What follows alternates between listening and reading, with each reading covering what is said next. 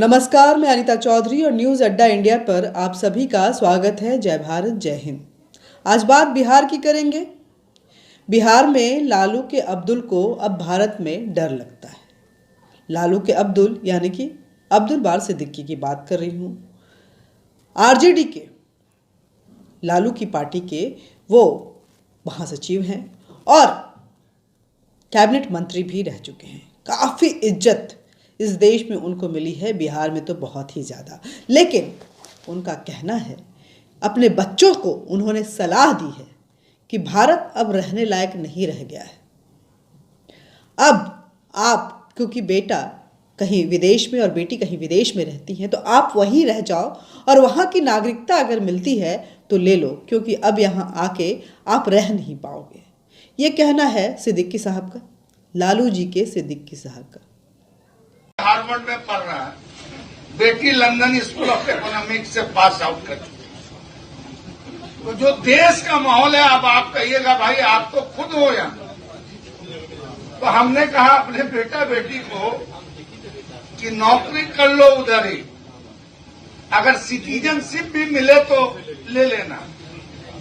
अब इंडिया में माहौल नहीं रह गया, तुम लोग झेल पाओगे या नहीं झेल पाओगे।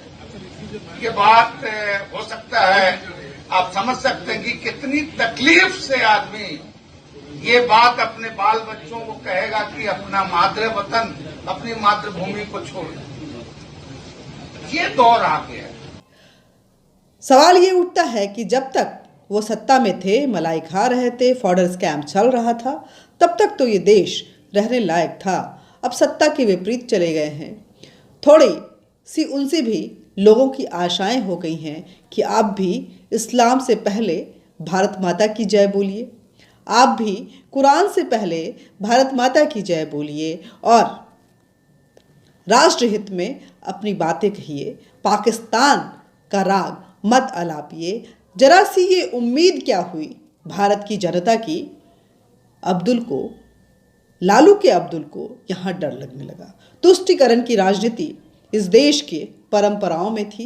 अब समानता की राजनीति जब चलने लगी तो लालू जी के अब्दुल को इस देश में डर लगने लगा। क्या कहा है उन्होंने कहा है अपने बेटा बेटी को कि नौकरी लेकर लो वहाँ पे विदेश में, उधर ही अगर सिटीजनशिप मिलता है तो ले लेना। अब इंडिया का माहौल नहीं रह गया है कि तुम लोग यहाँ पे रह पाओगे, तुम लोग इसको झेल पाओगे, नहीं झेल पाओगे।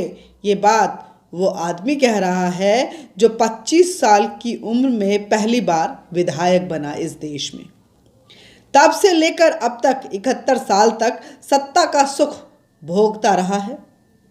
इस दौरान हिंदुस्तान की धरती पर क्या कुछ नहीं हुआ तो और उनको क्या कुछ नहीं मिला। सारे दंगे फसाद होते रहे, लेकिन सिद्दीकी साहब को दौलत, शोहरत, मान सम्मान, हर जाति धर्म से प्यार सत्कार, सारी चीज़ें मिली। लेकिन इसको उन्होंने हवा मिट्टी में मिला दिया और अपने बच्चों को सलाह दी है कि वहीं रहो, बाहर में। भारत अब रहने लायक नहीं रह गया है। खुद तो 12वीं के आगे की पढ़ाई करना मुनासिब नहीं समझे वो, मगर पत्नी प्रोफेसर जरूर हैं।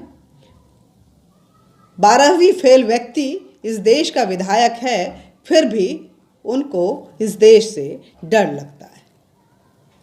ये कोई अब्दुल सिद्दीकी साहब की ही बात नहीं है, नसरुद्दीन शाह को भी इस देश में डर लगता है। ये देश रहने लायक नहीं लगता है।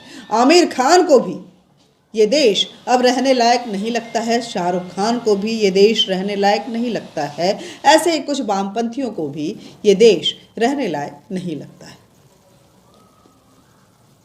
मुस्लिम समुदाय से आने वाले जो है अब्दुल बारी सिद्दीकी नाम है ने हिंदू समाज से आने वाली लड़की नूतन सिन्हा, जो अब नूर बेगम हैं, उनसे शादी की है। नूर बेगम के पति हैं अब्दुल बारी सिद्दीकी साहब। नूर बेगम कौन है? नूर बेगम नूतन सिन्हा हैं, जो हिंदू समुदाय से आती हैं, जहाँ लेकिन फिर भी उन्हें ये देश अब रहने लायक नहीं लगता है। पटना के एन कॉलेज से पढ़ाई पूरी नहीं कर सके, मगर बेटी को लंदन स्कूल ऑफ इकोनॉमिक्स में पढ़ा रहे हैं। बेटा हार्वर्ड यूनिवर्सिटी में पढ़ रहा है। अब बुढ़ापे में उन्हें ये देश रहने लायक नहीं लगता है। वैसे ये देश राहुल गांधी को भी रहने लायक नहीं लगता है। ये देश राहुल गांधी को भी अच्छा नहीं लगता है, लेकिन रह रहे हैं। What's the big picture? What's really going on in India at the moment? Some time back, I gave a speech in Parliament where I described India as a union of states, and this is how India is described in our constitution. India is not described as a nation. In our constitution, the line is India, that is Bharat, is a union of states. And the design that was developed by Mahatma Gandhi, I would say that emerged out of the freedom movement, was a negotiation between these states and identities, religions. And so India didn't develop top down. It almost emerged bottom up, right? And all these states, UP, Maharashtra, Assam, Tamil Nadu, they all got together and created a negotiated peace, let us say. From this union of states, which required a conversation, emerged the instruments of that conversation. The Constitution, the idea that one man will have one vote,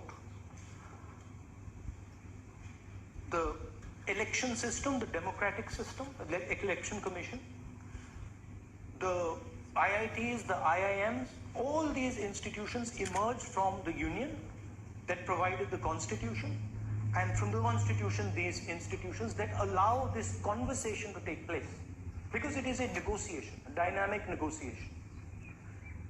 Emerged modern India. Now what is happening is there is a systematic attack on the institutions that allow. I was talking to some bureaucrats from Europe, and they were saying that the Indian Foreign Service is completely changed. They don't listen to anything. They're arrogant. Now they're just telling us what orders they're getting. There's no conversation. You can't do that. यहाँ की राजनीति कर रहे हैं। सिद्दीकी साहब को ये देश रहने लायक नहीं लगता है। बच्चों को बाहर रहने की और वहीं की सिटीजनशिप लेने की सलाह दे रहे हैं, लेकिन खुद यहाँ जमे हुए हैं। यहाँ की राजनीति उन्हें बेहद रास आती है। फिर से एक बार सत्ता का मलाई भोगना चाहते हैं। जवानी से लेकर बुढ़ापे तक अब्दुल बारिश सिद्दीकी साहब सियासत की सीढ़ियाँ चढ़ते गए, वो भी बिल्कुल असेंडिंग ऑर्डर में। कर्पूरी ठाकुर, लालू यादव, नीतीश कुमार ने लंबे समय तक बिहार पर शासन किया। उनकी देख रेख में अब्दुल बारिश सिद्दीकी को एक से बढ़कर एक मौके मिले। दिन दुनी रात चौगनी तरक्की मिली, मगर अब तक जिस इंडिया में वो शून्य से शुरू होकर सियासत के परचम लहराना शुरू किए और शोहरत के साथ साथ दौलत की अंबार लगाएं, उन्हें अब ये भारत रहने लायक नहीं लगता है।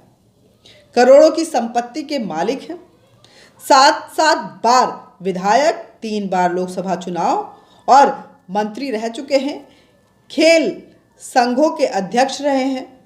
रोटी कपड़ा मकान की जद्दोजहद से कब के ये ऊपर उठ चुके हैं। मान सम्मान इतना पाए हैं कि शायद ही किसी व्यक्ति को इस देश में मिला हो। इसके अलावा भी बहुत कुछ मिला है इन्हें, लेकिन ये देश इन्हें अब रहने लायक नहीं लगता है। लालू के अब्दुल को ये देश रहने लायक नहीं लगता है। काहे भैया, काहे नहीं रहने लायक लगता है? भैया इतना सब कुछ मिल गया, फिर भी कह रहे हो कि भैया बिटवा बिटिया को कि तुम रहो उधर ही, इधर कहाँ आओगे, ज़िंदगी खराब हो जाएगी। अरे अब्दुल साहब, सीए का विरोध करने वाले अब्दुल बारिश सिद्दीकी, जब पाकिस्तान के माइनॉरिटीज़ को यहाँ पे सिटीजनशिप दिया जा रहा था, तब तो आप सड़क पे हंगामे खड़े कर रहे थे। और भारत के माइनॉरिटीज़ को सर पे बैठा के रख के जब दौलत और शोहरत की कमाई के लिए खुला मैदान छोड़ा गया था, तब आपको ये देश असहिष्णु नहीं लग रहा था, ये देश नहीं लग रहा था कि हाँ छोड़। जब पाकिस्तान के मैच जीतने पर आप सांस्कृतिक मिलाप के जरिए गलबैयाँ कर रहे थे, तब ये देश रहने लायक लग रहा था। आपको ऐसा देश चाहिए। अल्लाह अकबर के नाम पे जब सड़कों पे तांडव मच रहा था, तब आप चुप्पी साधे बैठे हुए थे, ये नहीं कह रहे थे कि हाँ भैया इस देश को रहने लायक रहने दो। जब भारत का चिकन नेक काट रहा था, तब आपको आपकी जुबान से एक शब्द नहीं निकला कि ये देश अब रहने लायक नहीं रह गया है, भैया ये सब बंद करो। जब कत्लेआम हो रहा था दिल्ली के पूर्वी दिल्ली के इलाके में, तब आप चुप्पी साधे बैठे हुए थे और ये देश रहने लायक लग रहा था। दंगों के नाम पे ना जाने कितने हिंदुओं को काट दिया गया, तब ये देश रहने लायक लग रहा था। लेकिन अब आपको ये देश रहने लायक नहीं लग रहा है, कारण आपने बताया नहीं। हालांकि बाद में उन्होंने कह दिया कि भैया अगर हमारे बयान से किसी को, वही घिसा पिटा डायलॉग कि अगर किसी का आहत हुआ है, किसी के दिल को ठेस पहुंची है, तो मैं उनसे माफ़ी मांगता हूँ। ये घिसा पिटा डायलॉग लंबे लंबे बयान देने के बाद जो एक वन लाइनर स्टेटमेंट जारी किया जाता है, वो कहीं ना कहीं बहुत भारी पड़ता है।